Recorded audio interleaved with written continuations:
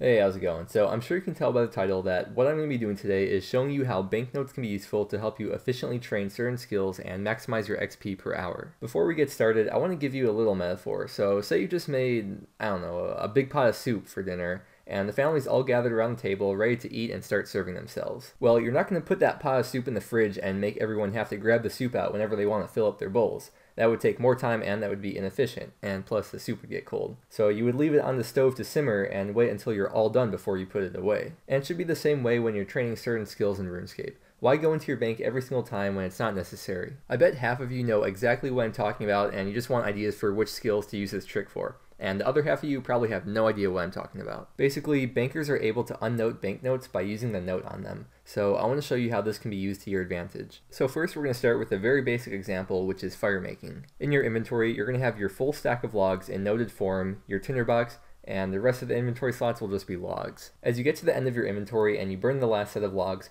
click on your stack of noted logs and then click on the banker. You may find it easier to right click on the banker as you're burning the last log so that you don't misclick as you're moving that last one square. But once you click on the banker, the message will come up asking if you'd like to unnote the logs and just press 1. And from there you could just run back to your normal spot and continue burning logs. And here's another example, this time at full speed, and I'm not right clicking on the banker this time. Moving on now, let's talk about smithing. So if you want to do this for smithing, you have to be smithing an item that stacks, like dart tips, bolts, arrowheads, something like that. So it's a very similar setup to firemaking. In your inventory you'll have your stack of noted bars, stack of whatever item you're making, your hammer, and the rest will be unnoted bars. Of course, in your first inventory, you won't have that stack of items you're making yet, so you're going to have 26 open slots, but after you make that first inventory, you'll have 25 slots open for every trip. Okay, let's speed this along and get right to the good part. This time, you can click on your stack of noted bars anytime while you're making the inventory, so it's all set to go. And before you make that last bar, you should also have your mouse set up to click on the bank booth. You don't need to right click this time, especially because you're not moving while you make the bars, but it could help at least to see where your mouse is, but it's up to you. Now, this next step is key.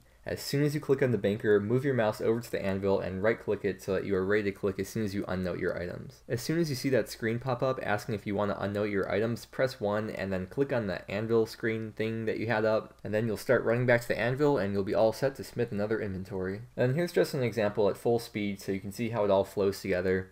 And once you start doing this and doing it more and more, it'll become like second nature to you and you won't even have to think about it. One last thing about smithing is that if you go to resizable mode, you should be able to angle the camera in a way that you can actually see the anvil from the bank. I personally like playing in a fixed window, but again, that's up to you. Okay, moving on to herblore now as another example. If you're looking for some slow but cheap XP, you might consider doing herbs and tar. You can see the way I have my inventory set up with the stack of noted marrentills as well as the screen in resizable mode, so the bank chest is right next to the noted stack. You might have just missed the way I unnoted those, so let's do it again in slow motion. So click on your noted stack while you're grinding the herb, so you're set to click on the bank as soon as you finish. As soon as you click on the bank, click on your stack of tar before the message even pops up to unnote, and then when it does, press 1. Meanwhile, as soon as you clicked on the swamp tar, you should be moving your mouse down so it's ready to click on the marrentill as soon as it appears in your inventory. And then I'll show you a couple examples at full speed now so you can see just how fast it really is to bank. At the start, you might be mixing up the order of what you're doing, but again, the more you do this, the more it'll just become muscle memory. So you can use this banknote method for a lot of different skills. Some more examples would be fletching arrow shafts, making teletabs, making cannonballs, and I'm sure there's plenty more. Pretty much, if there's a method that gets rid of all the stuff in your inventory, there's a good chance you could use the banknote method for that, so keep it in mind. Anyways, just a couple last things. First, if you know any other ways banknotes can be useful to train skills, please share them in the comments below. Also, I've had some people ask me if my clan chat is open, and yes, of course, so feel free to come in the Mudkip CC to chat or meet other players.